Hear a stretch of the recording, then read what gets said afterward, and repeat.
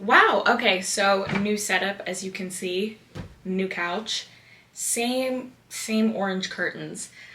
I'm running a little behind schedule today, so let's just jump into the pod and get recording. And hopefully we won't have the tech issues of last week. Hi, I know that I'm coming to you late. Okay, a lot of things happened this weekend. Had a little bit of a medical event, threw me up, tripped me up.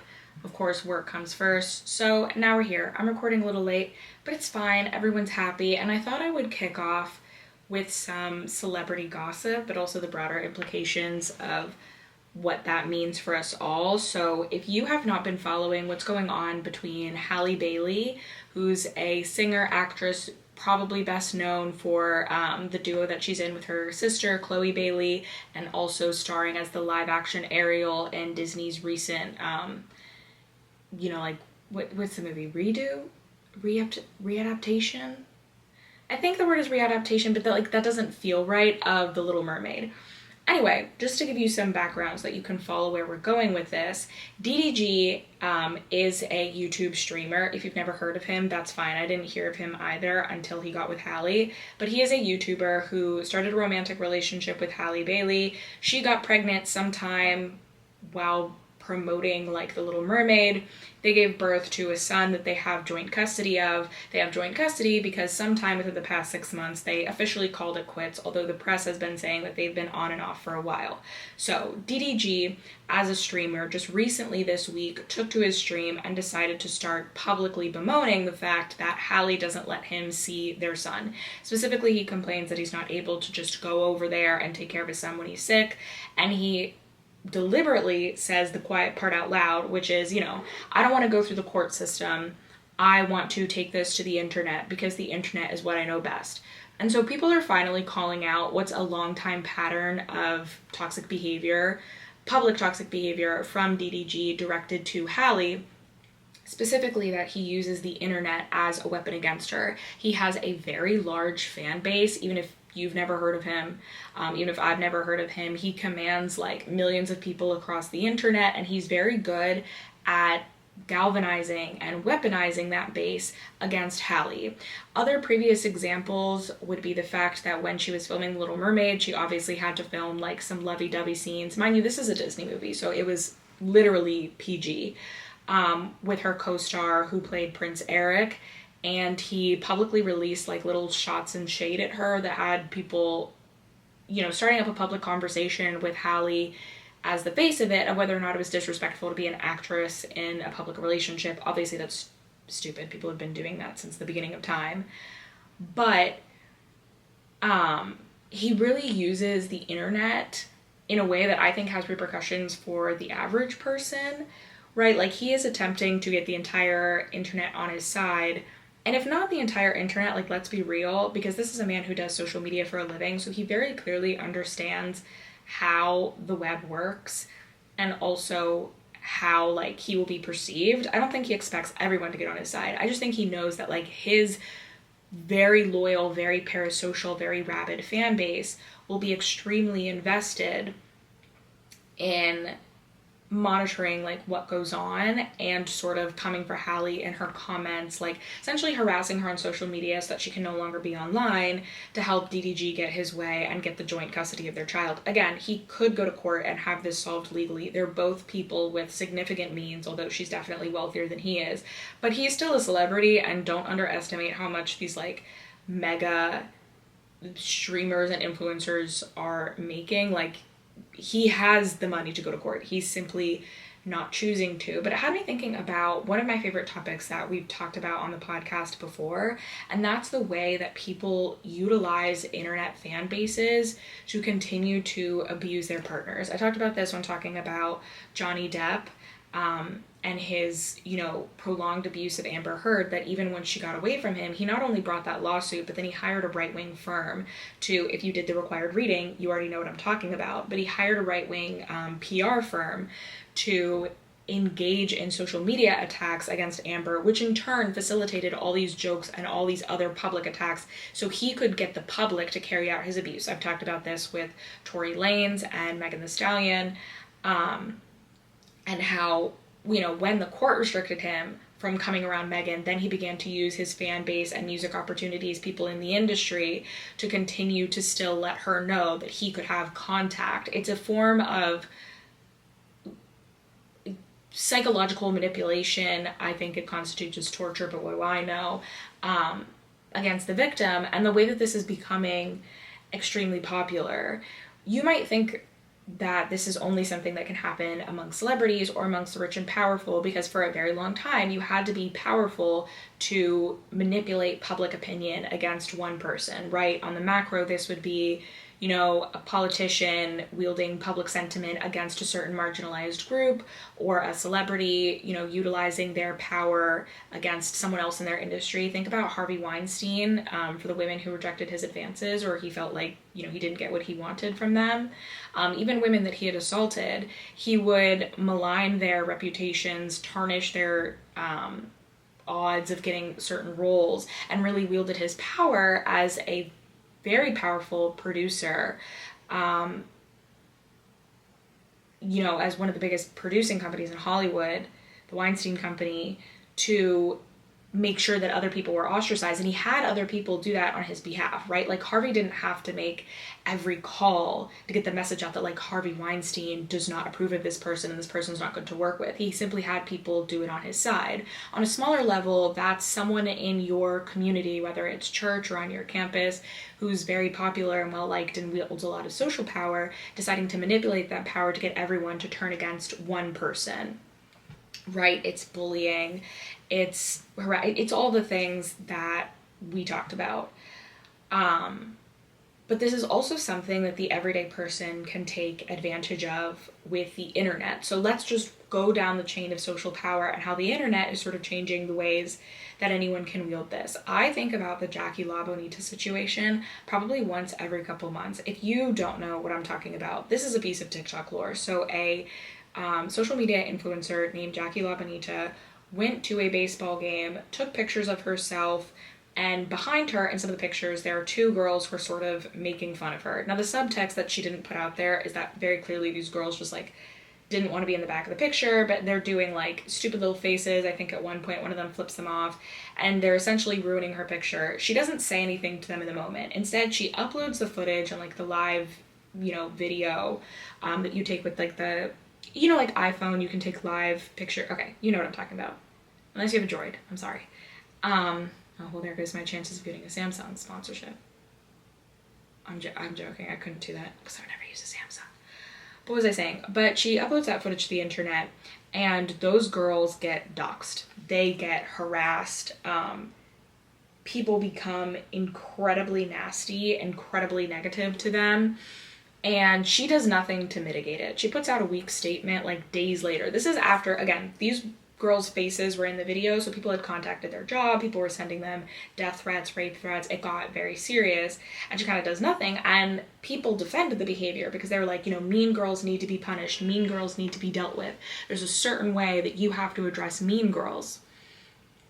And I remember back in 2023, I made a video and I was like, the actual mean girl behavior is to subject someone to the sort of rabid force behind the internet. Remember when I said that DDG galvanizes the web?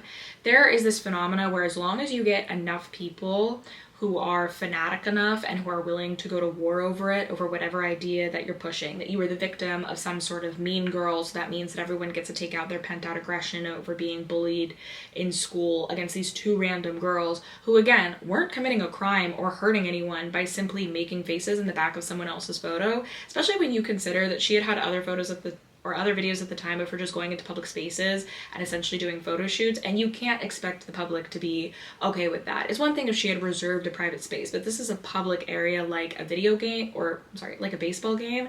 She also didn't consider that maybe these girls didn't want to be in the video, they didn't consent. Like, there are a lot of variables, and the situation never should have gone the way that it did, but she never made a statement addressing it. She's sort of never owned up to the fact that she caused these girls to be publicly berated, put in danger. Again, like, these girls' addresses were leaked, and people on the internet are terrifying, as I think we talked about in the last episode or the episode before, when people, the internet sort of leads into stalking-esque behaviors or just outright predatory behavior that we wouldn't allow in real life. And I honestly think this is one of them.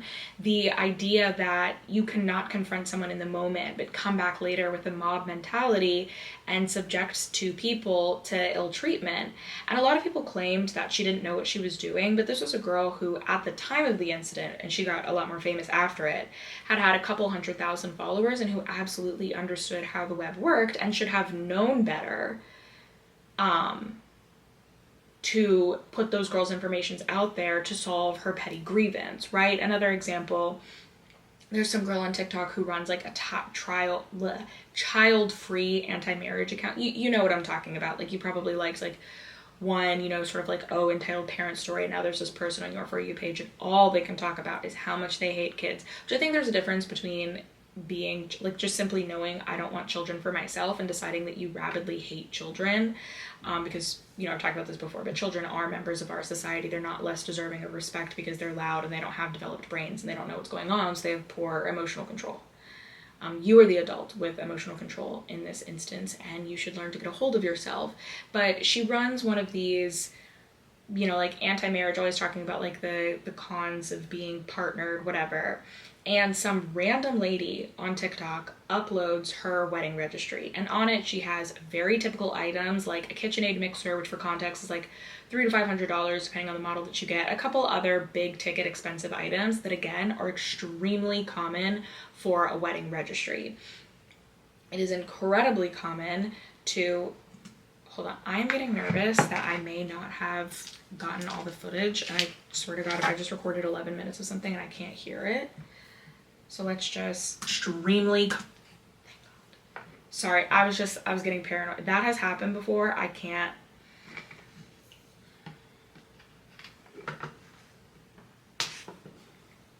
Okay. Blue light on. But again, extremely normal, big ticket items.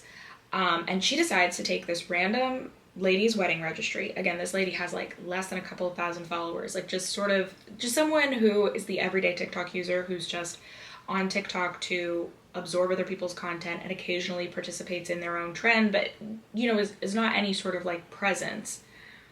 She takes her wedding registry and she blasts it. She makes a video making fun of every item, calling her entitled. She's using her as an example of what she feels like are entitled brides and just sort of the problem with like wedding culture. Mind you, yes, while this lady did run the risk of putting something on the internet and having it go badly, I really feel like your responsibility, not even personal responsibility, but just like understanding your odds. It's very different for me as a person who's established a presence on the internet to put something out there and to get a negative reaction and to understand like, okay, that's kind of what I signed up for. Not that I'm any sort of public figure, but that I'm publicly putting myself out there in a way that's meant to be consumed for entertainment, and a person who's just using social media very casually. And I think in the latter situation, you don't consent to some bitter lady on TikTok stealing your content and making a video about you, a video that incited people to send her death threats, to flood all of her very average, no likes, no comments, social media posts on TikTok with negative things about she was so entitled and she sucks so much, and she got death threats. And eventually, like, other big creators did step in and make videos about the situation and turned it around. And I understand that she was, she actually ended up directing, like, people were like, oh, I'll donate to your wedding registry. And she was like, I'm actually a teacher. I would love if you donated to my teacher registry instead and help out my students. So, you know, kudos to her for being able to turn that negative into a positive.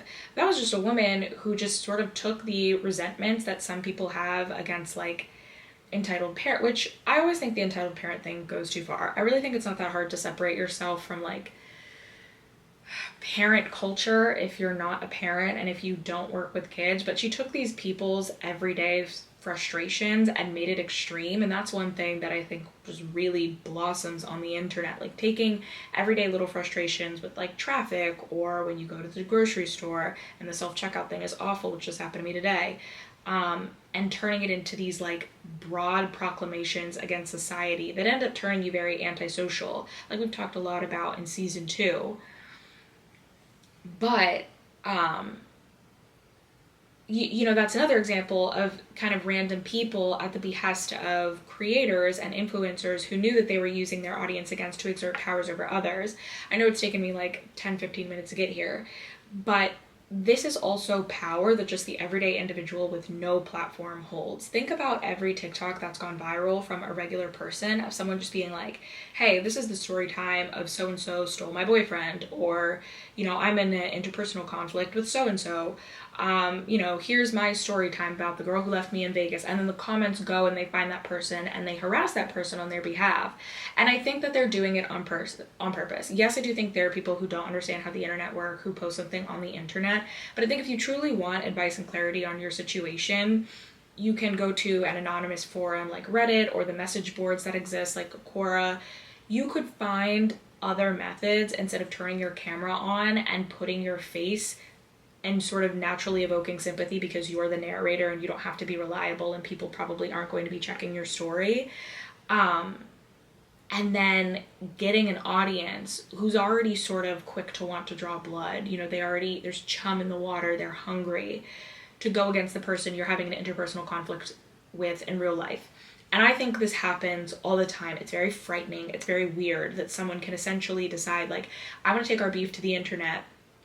I'm going to make people on the internet take sides, and I'm going to have them decide that you are a bad person, and now you suffer the consequences that everyone has decided is totally appropriate for a bad person on the internet, right? And people will almost give the same energy that they would to like someone being ousted as a pedophile, a danger to society, someone who engages in like, violent bigotry on the internet, as someone just doing something to some random narrator who we don't know if they're credible or not. We don't know what their motivation for posting it on social media, although again, I maintain that their motivation for posting it on social media is always sinister, for bringing it here, and suddenly they're up for attack.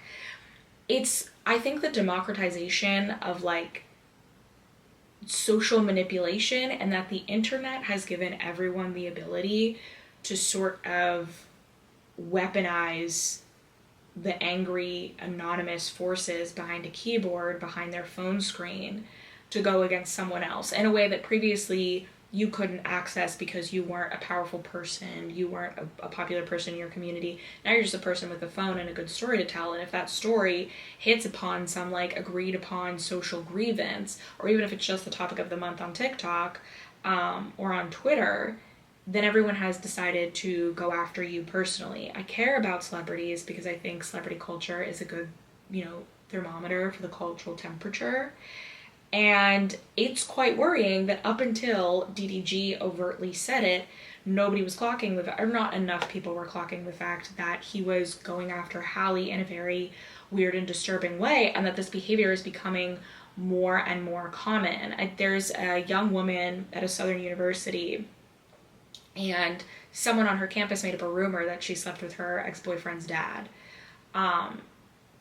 And that they put that rumor on TikTok, where it quickly went viral, and now that girl's face is attached to this whole thing. It's being, reposted by places like Barstool and other, content houses, but like content platforms that don't actually put out as much of their own original content as they do just sort of like taking the viral videos of others and putting them out there. And so it places her into a really bad position. Ow! Oh my god. Fuck. God damn it. Holy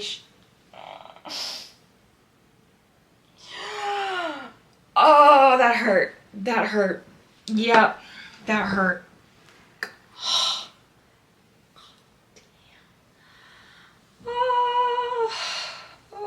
It's gonna bruise. Okay, I can't cry. I just want to get through this. Oh my god. Fucking.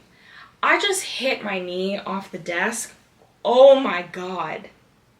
I think in the YouTube video you can just hear me Peter Griffining it. Like, when they fall on the floor and like, oh my, I don't even remember what I was saying. That is numbing. It is incredible that the pain from like hitting your knee, I'm literally too scared to move it. It like still hurts, can blind you. Okay, what was I saying? Oh yeah, it makes me worried that like your everyday life that you didn't consent to can sort of be blown up because someone has a petty grievance with you on the web and they know how to use that against you. I did not think I would talk about that for 20 minutes, but moving on to something else, since we're getting serious, I started season 3 of this podcast by talking about the connection between, like fundamentalism, like this very rigid conservative idea of women, and baddie culture. And I see I see a lot of people talking about a point, what I think incorrectly.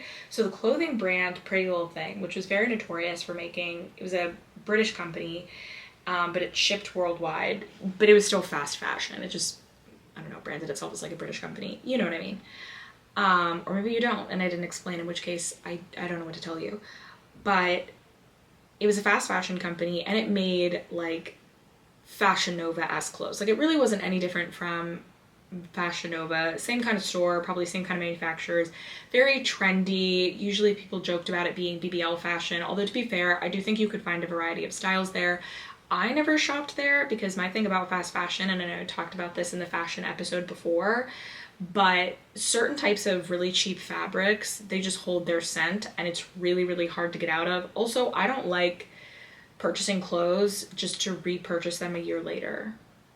Like, to me, I don't have enough money to be cheap, so I'd rather just, you don't buy nice, you buy it twice. One of those sorts of things. So I was never a customer of Pretty Little Thing. I got something once. The quality was so bad, I ended up sending it back. And then the return process, the shipping process, completely terrible, obnoxious.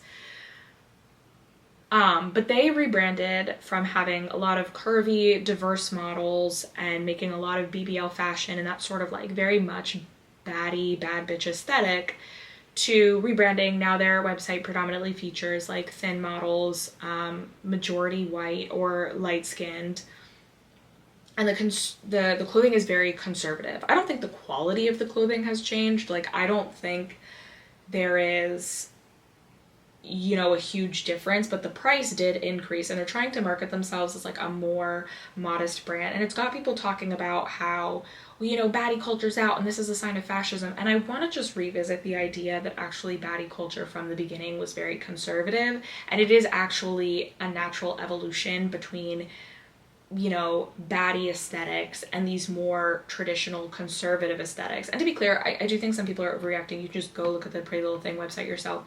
They're still selling business casual attire that you could not wear into the office without getting reamed by HR. Like, it always sends me when they're like, oh my god, this is Zara's version of a two-piece suit, and it's like a mini skirt and a crop jacket, and it's like, what job do you work that you can wear that in the office? Where are you going? I want to know what you do as a profession, because I can't believe this is happening. Right. So it's still not giving office appropriate fashion. I mean, yes, I guess some of the trousers, but that could be the case before. It's still, but it's more modest than it was, right? It's not those like random cutouts on the buttocks, or like, a shirt that the model has like a triple D when she's wearing it, and it's also like, it's showing so much under boob that at that point you're just wondering, like, the fabric is barely just covering the nipples, right? That sort of racy fashion to something a bit more conservative. I just repeated that 3 times. And people are like, well, this is a sign of fascism. And again, I think people get too caught up in the fact that like the baddie aesthetic was very promiscuous, and they don't focus on the fact that it was not actually sexually empowering. People can have their own ideas of what is sexually empowering. Personally, I think sexual empowerment is when you have your own autonomy and your own say over what you want to do with your sexuality, whether that's not having sex, whether that is having sex, however you want to conduct yourself with your partners. Like what I said before about hookup culture, that I don't think it's a problem. I just think girls are not taught to expect boundaries, and somehow we've equated having casual sex with not being able to assert boundaries or assert yourself as a human. And the reason why people are having these like experiences is, yes, maybe they truly are the type of person that needs to have a connection to be sexually intimate, and there's nothing wrong with that. But maybe it's also because these stories come with like humiliation and degradation that you would just not expect girls to put up with from their boyfriend, asterisk, sometimes they do. But that people think it's totally okay. Like, I don't really care that your hookup only text you at 1 a.m, if that's what you're okay with. At the bare minimum, though, they should still be texting you like when you get home, and it's fine to ask them like have a good day and still be polite and respectful. You know what I mean? And something that has always struck me about the Baddy aesthetic that I didn't touch on before was that the sexual empowerment is really just about, like, I'll explain it this way. I think Megan Thee Stallion is one of the only female rap artists to talk about sex in a specific way where she's taking ownership of her own body and herself in the act. A lot of women today rap about sex and they engage in vulgarity, which I don't think there's anything wrong with that. I like listening to that music, but Meg and I think a handful of other artists talk about sex as something not only that they do for them, but is something that the act is completely for their own joy, completely for, I have to find pleasure in this, and this is something that I enjoy. Whereas compare it to popular lyrics from like the City Girls, where yes, it's vulgar, it's racy, it's raunchy, it's evoking a lot of sexual imagery, but there's nothing in the lyrics that addresses their own perception of the act other than how they know their partner, which is always a man in this situation, is perceiving it, right? Like there's a big difference between talking about bouncing on a crazy style, you know, for lack of a better term, because it's something that you enjoy doing and you enjoy yourself, and bouncing on a crazy style and only talking about what that does for your partner. If you're into that, sure, but there's a narrative focus that sort of conveys a deeper meaning and what the rapper is trying to get out of it. And Meg in particular, I think, does a good job of talking about sex as something that she does and not something that is done to her. Amongst a lot of these like Baddy aesthetic songs and, you know, like, again, amongst the promiscuous oh my goodness. Can you, what the hell? Shh. Sorry, I was getting texts. Among, what was I talking about? Oh, yes, just like among the lyrics, among this like, I don't know, I'm trying to mute myself because I'm trying not to be vulgar on the internet.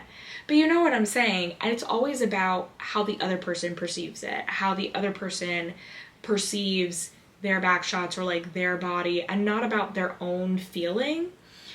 And I think that just talking about the act of sex itself as a woman has somehow been deemed as like, well, it is provocative, especially in the rap space, because that music was built off of the subjugation of women's bodies, but not in a space to give women ownership of it. But still, I would argue that a lot of these songs is not women taking ownership of it. It's just simply from this like docile, servile perspective of like, this is an act that's being done to me, and how great is it for my partner? And that's the standout feature of the song, like, how great is this for my partner? And never anything that focuses on themselves. I say that because when we talk about like growing conservatism, to not see the Baddy aesthetic as actually a stepping stone or like a very natural progression that you could get conservative from, to me feels misplaced. I do not think that anything about, you know, being a quote unquote bad bitch, as much as I love to call myself that, but you know what I'm talking about, this like specific idea that I already defined in earlier episodes. And if this is your first time listening to this, I would go back and listen to those other episodes. This podcast built a lot on itself. It's like a Lego. Concepts that were already like broken apart and defined in season 1 and then kind of elaborated on in season 2, and now we're like polishing them in season 3, and perhaps we'll come to a different conclusion in season 4. Who knows if we'll even think the same thing in season 5, but the point is that it builds upon itself, and that I hate repeating myself. And so I just don't feel like getting into it, like repeating it over and over again, because I don't think that would be as productive to the conversation. And the conversation we're having now is that a lot of the Baddy aesthetic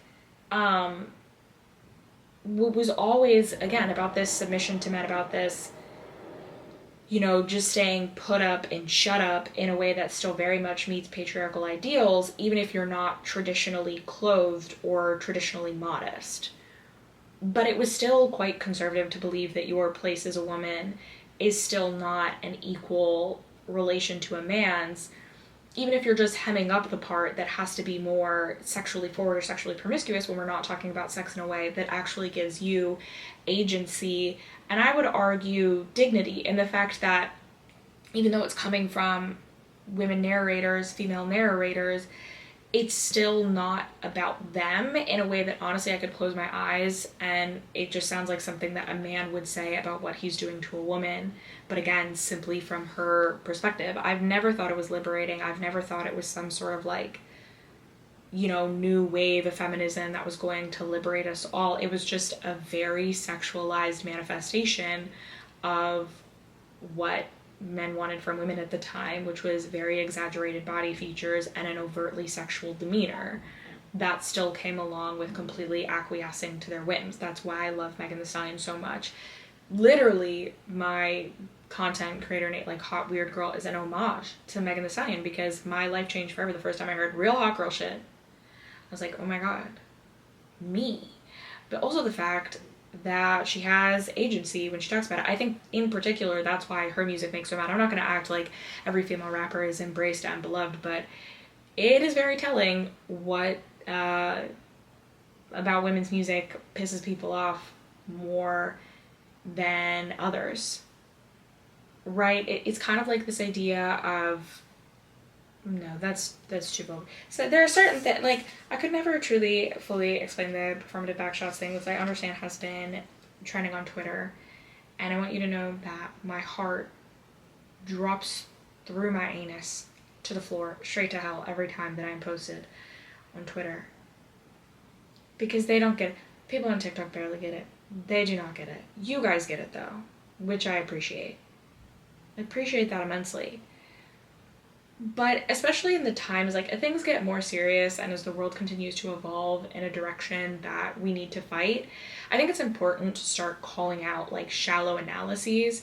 It is the more comforting answer. It is the answer that has a higher propensity to go viral, especially on TikTok, because once people have decided something that's true, and then, of course, it's going to spur a lot of, like, YouTube video essays about, like, from Baddy to Tradwife, like, look how society is moving. But I urge you to reject simple, comforting notions and really look at how long the boogeyman has been lurking in the closet. And you'll find that he didn't just recently invite himself there, that this is not a new phenomena. American culture in particular is still very conservative. We, yes, are more liberated than other parts of the world about certain things, and I do think we are pioneers about certain ideas. Like, fun fact, a lot of the worldwide notion about free speech actually stems from the First Amendment in the Constitution. A lot of other Western countries, a lot of our peers adopted our rhetoric on free speech and our free speech laws. So that's something that we're pioneers at. We're certainly pioneers at the example that you can constantly refine your government and its values to address the needs of marginalized people who were originally left out of the Constitution. You know, even just the fact that we engage in, like, the historical revisionism of, you know, the founding fathers who were white landowning men and who wrote that document for the benefit and solely for the benefit of white landowning men. And landowning, of course, meaning rich, wealthy, well-to-do, like very much from an economic class that would not be attainable to even, you know, a middle-class American person, like truly the upper echelon of society. And that we took those words, you know, and the thing that they dried in, and all men were created equal and were, you know, endowed with certain inalienable rights, and said, actually, we are going to change the fabric of this country to make sure that it applies to everyone and start revising our history to pretend like that was always the intent, and somehow they didn't pull it off correctly the first time. It's dark, but it's also kind of funny that, like, yes, the profound American idea of, like, your freedom to change your narrative, including changing your government, it's very uniquely American. It can be bad, as we see right now, but it's also something that can be very good and very beautiful. The great American experiment. To get a little patriotic. Perhaps I'm still thinking about the Olympics. But no, I do like this country, actually. I don't want to live anywhere else. I thought I wanted to live somewhere else when I was younger, but then I went to other places, and then I just realized that, like, you know one thing we do get right? Portion control. I love the fact that I can get a small drink at a stadium or a fast food place or a little mom and pop shop, and that is a large somewhere else. That is a beautiful thing. I do not want that to change. I do not want to live somewhere else. I do not want to be subjected to other countries' stupid little food rules about portions. Also, I love American air conditioning. AC on lock. Ice cubes in water on lock. You never know how much you appreciate cold, cold water until you leave Europe. My God. Oh, and sparkling water on a hot day is awful because, again, it doesn't come with ice, just comes out of the bottle, so it just warms up. Oh my God. Ugh. Ugh. Where was I going with this? Distinctly. Oh yeah, it's a lot more comforting to fall for these shallow analyses and to sort of pretend that everything is easily digestible and can be wrapped up in a 5-minute TikTok. And like I said, that will proliferate to YouTube and that will become a common part of, like talking consciousness. But I really want you to investigate further in these times and see that a lot of the things that are going to be quote unquote rising signs of conservatism have really just been the most overt manifestation of conservatism in what is a long-standing pattern, right? Trad wives didn't pop out of nowhere. That is a long-standing pattern. Like something preceded the trad wife. Maybe we'll talk about that in a different episode. And it still had those same, very traditional, extremely right-wing, very detrimentally conservative. I don't think conservatism in itself, if you want to be a bit more traditional, that's fine. You know what I'm talking about. But so long as you don't believe that your personal beliefs can infringe on the rights of others, I personally don't care. But yeah, something has always preceded the era that we're in, and very rarely does, fascism pop out of thin air.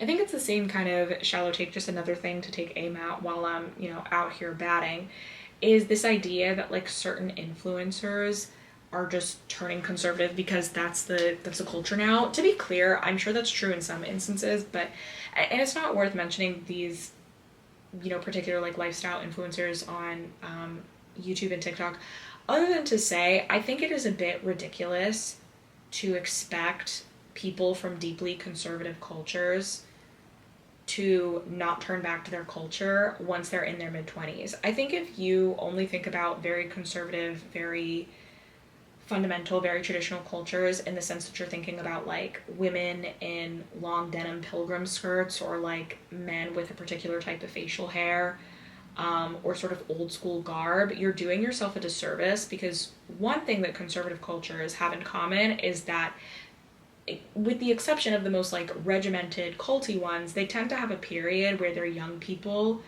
are encouraged to go out into the world and experience the secular world, the world that is outside their community, the world that is not of the one that they know. And this period typically happens between late teens to like mid-20s. It's that really weird period of like late adolescence, very early adulthood, where you're still trying to figure out everything. It still feels like a big deal to define yourself by the foods you liked or didn't like when you were 12 years old. You're kind of finding out what's new. This may be your first time like not being in your parents' home. And the reason why conservative cultures push people out during that age is because it's a very difficult time, no matter where you come from. I believe that figuring out who you are is maybe a lifelong journey, or certainly a journey that takes place throughout your 20s. And I know that I've just like grown and developed in different ways. And I think it's also cool to have a social media platform to see how I've grown and developed, or just the way that like my thoughts on certain things have changed. Like even from episodes that I've recorded in 2023, I have not vastly different, but opinions now that I think I wouldn't agree with the Alexia of back then. Not that I think there's anything wrong with it, and not that I believe in taking it down, but this podcast is an evolution. You're watching me evolve over time. I think that's cool. If we're the same age, we're kind of growing up together. But the reason why they push people out at this age is because it's very difficult. It may be your first time navigating the adult world, and it takes time to figure out all the little things that like no one can prepare you for. Like, this is the best time to go to the grocery store near your house. This is the shortcut. This is the odd way to deal with doing your laundry. What brands do you like? What brands do you not like?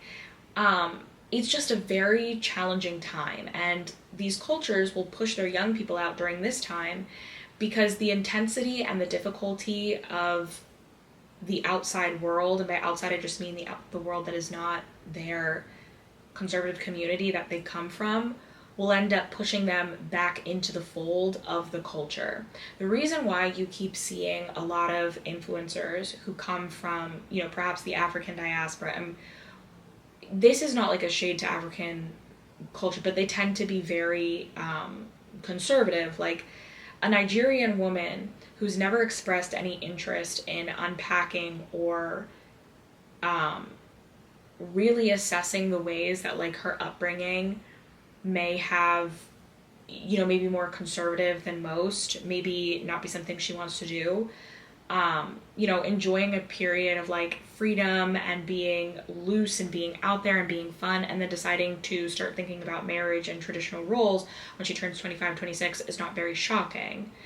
Because compared to the chaos that is figuring out who you are as a person, the calamity of, interacting with people who also don't know who they are. And for as much as we talk about bad dating experiences being framed by like, you run into these horrible manipulative narcissists, there are certainly times in my younger years, and again, I don't think I'm old at all, my perspective on age, but I'm old enough to look back on, romantic encounters that I had like in my teens and early 20s and like, oh, okay, like I really wasn't the best person in that situation, and to also let go of a lot of the anger that I had at the time towards some of my partners of like, well, they weren't a good person. It's like, yeah, but they were still learning how to navigate this. I was still learning.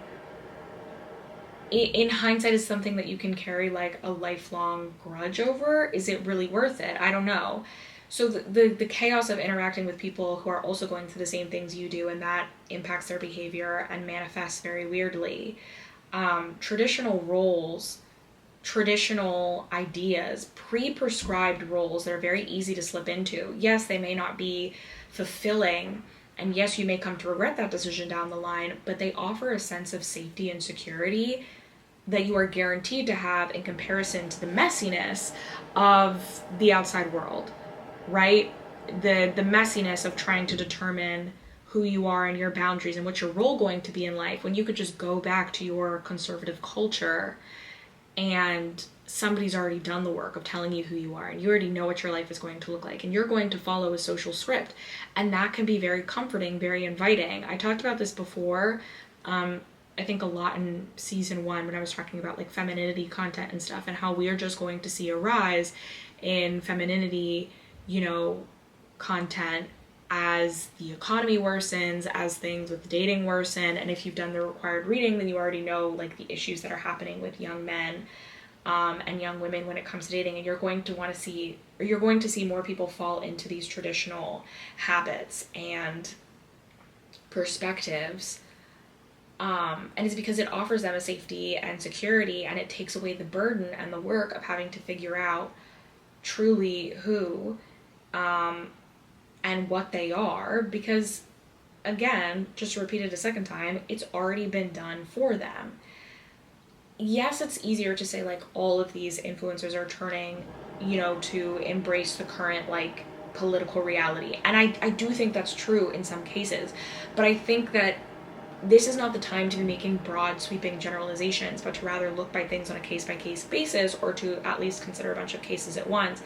And yeah, in this particular case, what we're seeing is a lot of people who came from conservative cultures who, having experienced that time of like freedom in their adolescence, freedom in their early 20s, are realizing that it's extremely difficult, it's extremely disconcerting. And because they haven't known a world where that is the norm for most people, and most people just go back to the traditional roles, they're going to choose that sense of safety and security. That girl you follow who suddenly started talking about marriage at like 27, and she won't shut up about it, and all her content is about she wants to be a wife, and she's marriage oriented, and she's wifely minded.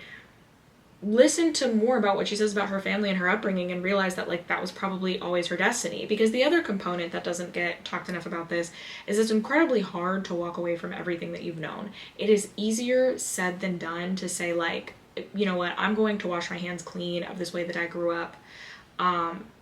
And oftentimes when we're talking about these very rigid conservative cultures that they come from, doing so means permanently severing the bonds that you have with your friends, your family, your community, in favor of, again, a world that is quite hostile, quite confusing, I was just thinking about the fact when I was thinking about what made law school so different, or we'll put a pin in that because we do have to talk about the law school topic. What made law school so difficult? Yes, it was the work and the academic rigor and the stress of it all, but it was also being freshly 22, living in my first big girl apartment. Like, yes, college campus living. I mean, I went to an undergrad where, most people didn't live off campus. The college just provided like housing and apartments, but you weren't on a meal plan outside of like your freshman or maybe your sophomore year. You were cooking for yourself, you were doing that stuff, but the type of little things about like, I don't have a landlord who knows that they're dealing with college students. I have a landlord who thinks he's dealing with a real adult with a real job, and I have to be that real adult and that real job, and how frustrating it is. Like, that absolutely compounded how frustrating, especially my first year was, because I was dealing with like, I turned 22 in June. I started school in August, and it was so difficult. And then I was trying to figure out like, what does this look like? What does grocery shopping really look like now that I'm not in this college environment? Like, it was hard. It certainly compounded that experience. I said put a pin in the law school thing because I think it's just time to make an announcement.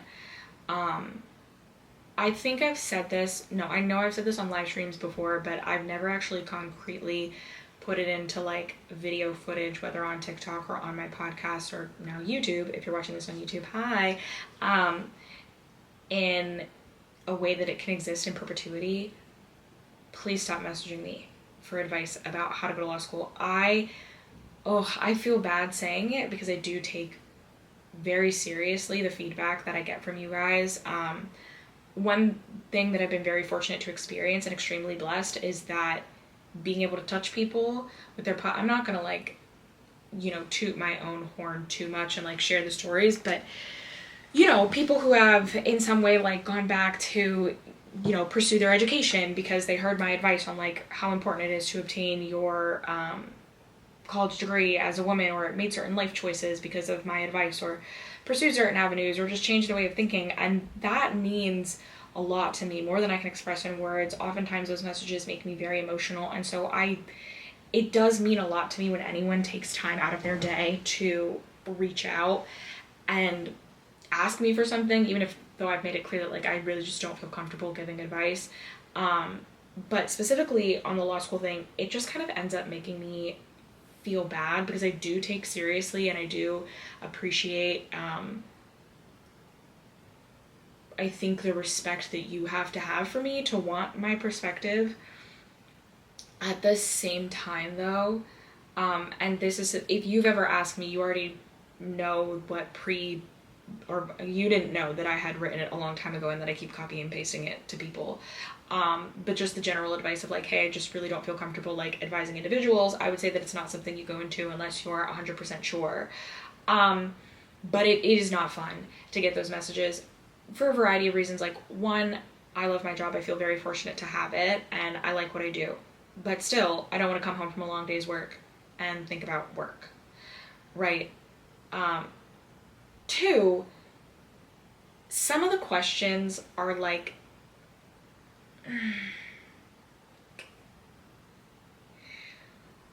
none of the questions are coming from people who I think are serious candidates. And I don't mean serious candidates like, oh, I don't think they could get into the school. I have only ever had one question, like, and I've had a lot of people message me about this. I've only ever had one question from a person who was actually in the position where they were already at law school. Like, most of the questions that I get are people who are just thinking about it. And then their questions to me are usually very open-ended and put the onus on me to sort of, like, they'll be like, hey, Alexia, blah, blah, blah, general platitudes. And then they'll be like, can you tell me more about practicing law? And it's an incredibly open-ended question that somehow is asking me to do the work of telling you very basic information that you probably should have already looked up before asking. Like, it's not like this is a general forum where I'm like, hey, please feel free to send me all of your questions. Like, in general, I'm trying not to be a bitch. Okay, I'm gonna stop trying to do that and just be a bit blunt. It's a little bit rude to message with like a question and then to not even have a specific set of questions, and to also not have a plan. It's somewhat evident that most of the people messaging me, like, this is just something that they've been thinking about, which is great, cool. You're free to change your life at any time. But it's not something that they've even bothered to do, like, the smallest bit of research, and now you're asking me open-ended questions so that I can explain to you the entire process of, like, what applying to law school is. Mind you, I haven't done that since 2018. And, like, now I have to explain to you, like, what the different areas of the law are. Like, it doesn't feel like you sincerely want information. It kind of feels like you want me to do all the work, and, like, this is really on you. I think I'd feel differently if I was getting, like, industry-specific questions from people who are already in the positions where they were in school, or they were like, hey, you know, I just got these 2 offers, I'm weighing this, but I'm not kind of sure what I want to pursue, or, like, do you have any advice? What is something, like, could you talk about how you made that decision? Something like that. But most of the time, no, all of the time, it's just generalities, so it, like, makes me feel bad that I get irritated when I get the messages, because I'm like, okay, this is a person who, like, clearly feels some sort of positive way towards you, and I feel very positive that you're reaching out. At the same time, it's like, you cannot be serious. Like, someone was like, what advice do you have for the LSAT? You could Google that question. I've been taking the LSAT since 2018. It is 2025. I think that question would be better suited for anything else, right? Study how you would normally study, or, like, can you help me decide if I want to go? No, I literally can't. Also, the only advice, and maybe just because I'm saying this, like, maybe this will just sort of nip this in the bud, there are many things that you can do in life on a whim. Go to a different country on a whim because you have a passport and you heard the country is safe enough. Go out with your friends on a whim. An advanced degree, like a master's, a JD, an MD, any sort of, like, higher education specialty, that is not something you do on a whim. That is something you do because you are 100% sure, because you have weighed your options, because you have done the research, because you have talked to professionals. And again, don't talk to professionals in field if you don't have advanced questions. Like, you can't just, if you ever get a moment of someone's time, even at an event or, like, in a forum where they've offered theirs, like, don't ask, like, don't go to a baker and be like, so, what ingredients do I need? Okay, like, you know, it's one thing to be like, oh, should I use these locally sourced cacao nibs, or can I use cocoa powder? But just being like, what do I put in a cake? Not a good start.